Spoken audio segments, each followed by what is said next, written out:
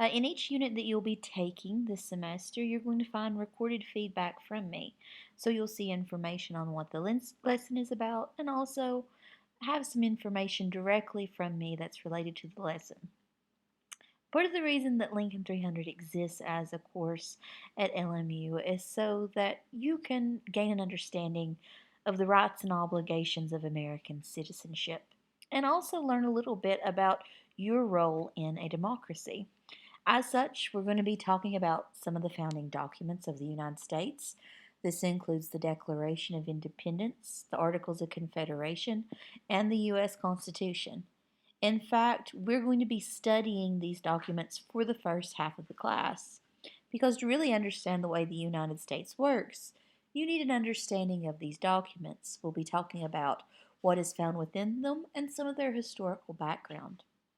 For the second portion of the course, we're really going to be focusing on some political debates that have risen up over the years and that are particularly prominent in today's political debate.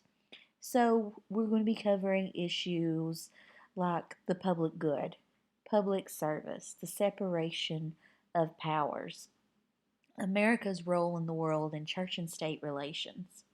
We're going to be looking at some specific examples and debates that have occurred within these topics, and we're really going to be learning how to talk to one another about these issues. Now, here's where it gets tricky because, as you probably know, and I'm certain we'll see in this class, as I've seen it in every other class that's ever studied American civics, you're going to find that your classmates may not have the same political opinions that you do.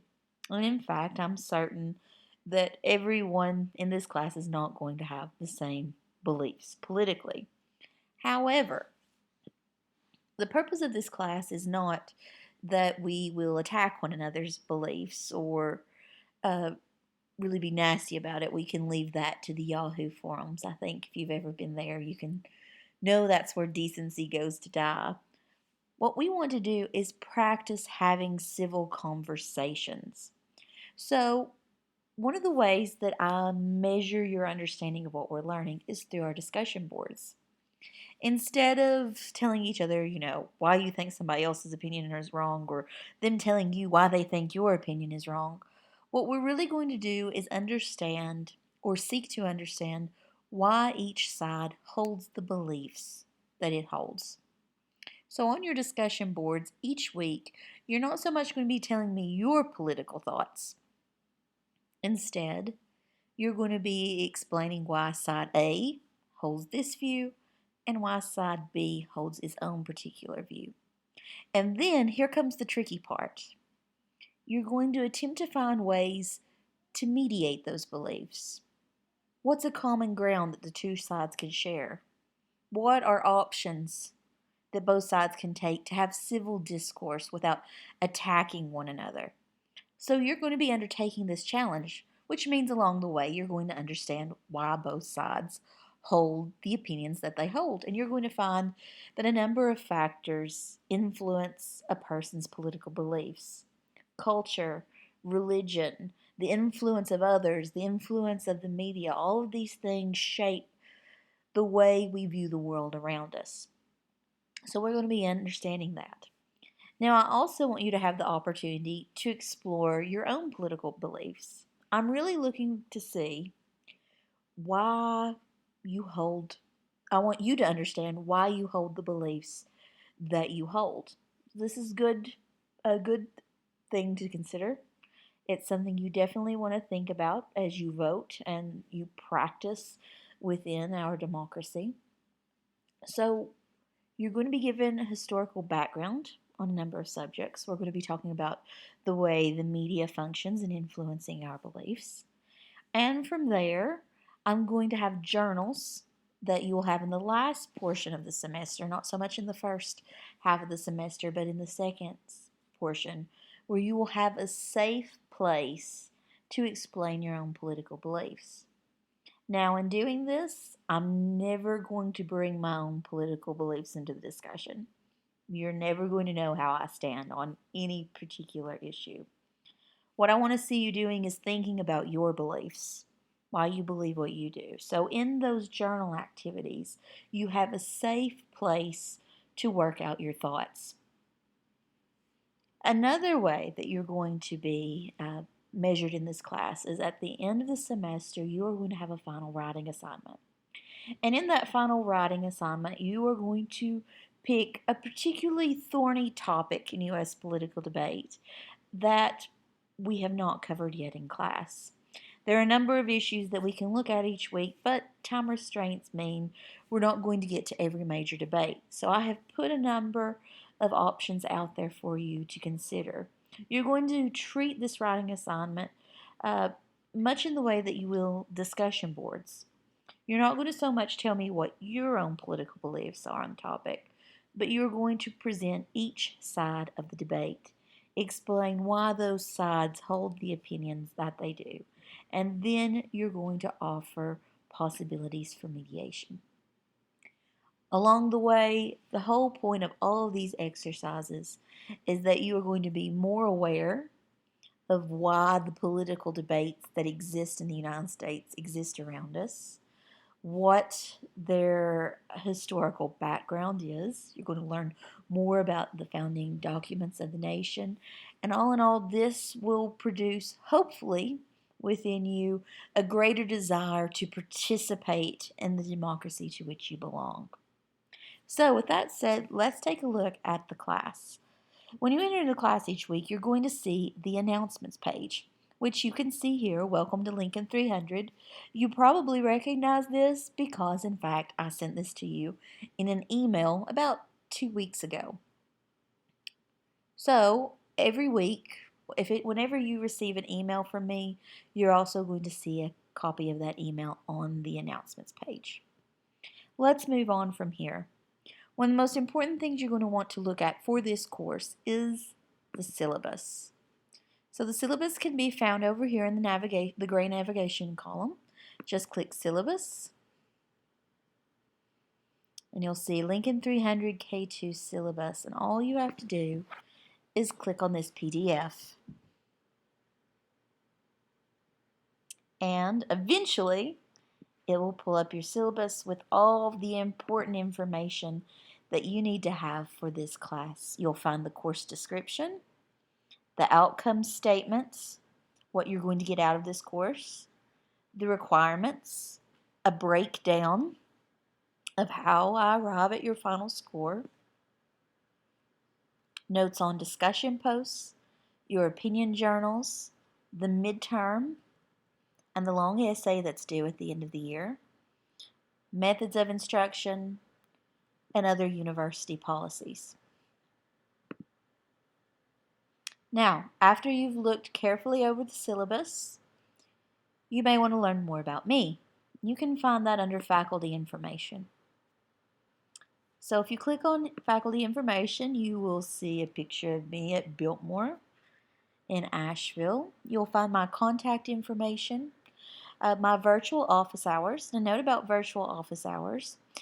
Every day I will be available to speak to you. Typically, this will be between 1 and 2 p.m. or 2 and 3 p.m., and I will keep this updated.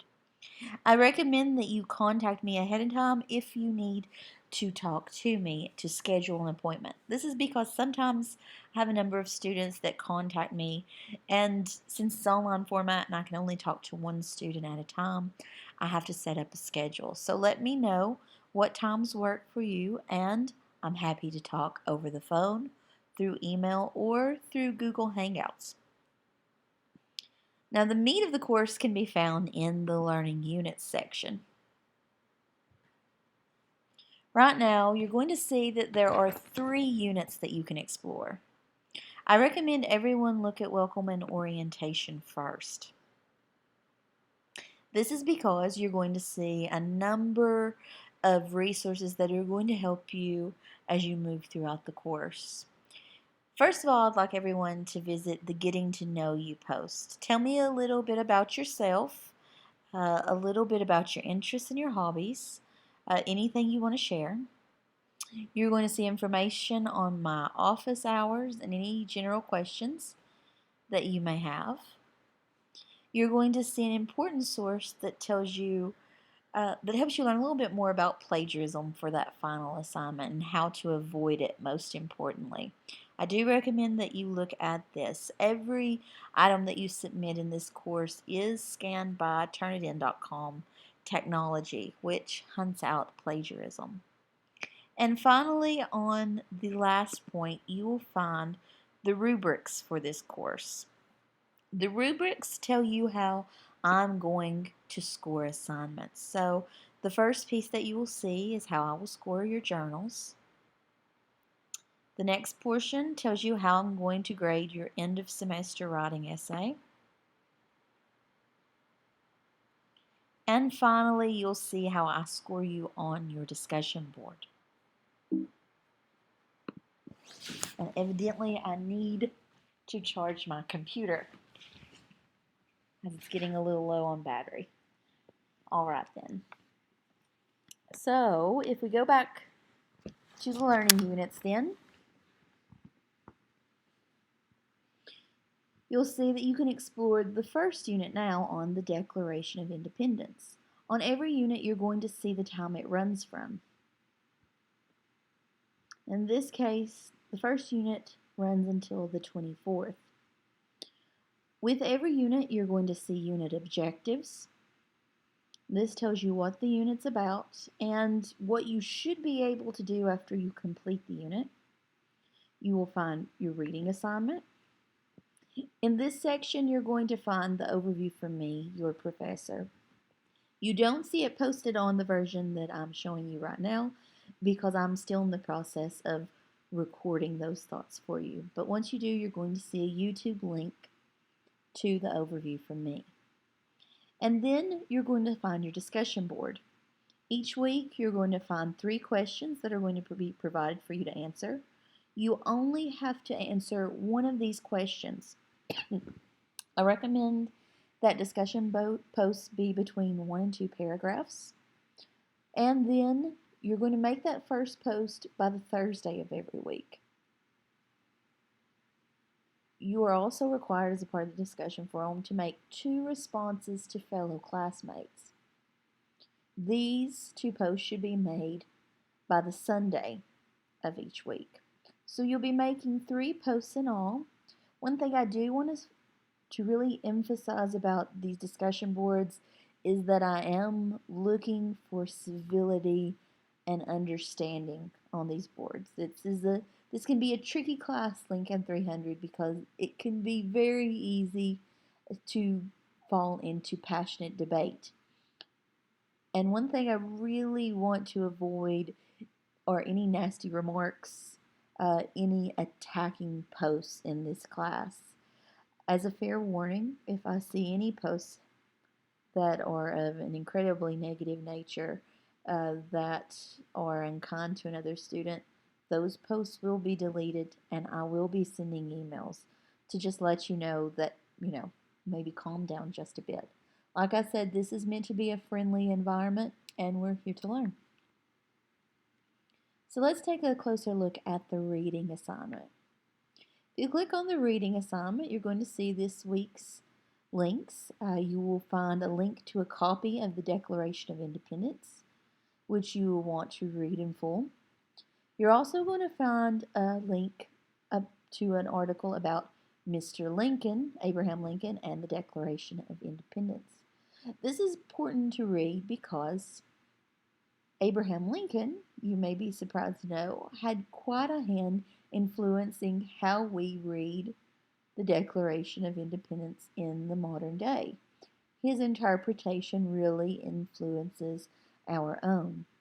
And finally, you're going to have a reading unit on the Declaration of Independence in a global perspective. So that covers the first unit. With each passing week, you're going to find that another unit will be added. So after this week on the Declaration of Independence, when the next Monday rolls around, you're going to see Unit 2 appear. And the next week, Unit 3, and so on. The only exception to this is Unit 14. And this is your final. And the reason you're able to view it now is because I want you to be able to see what the requirements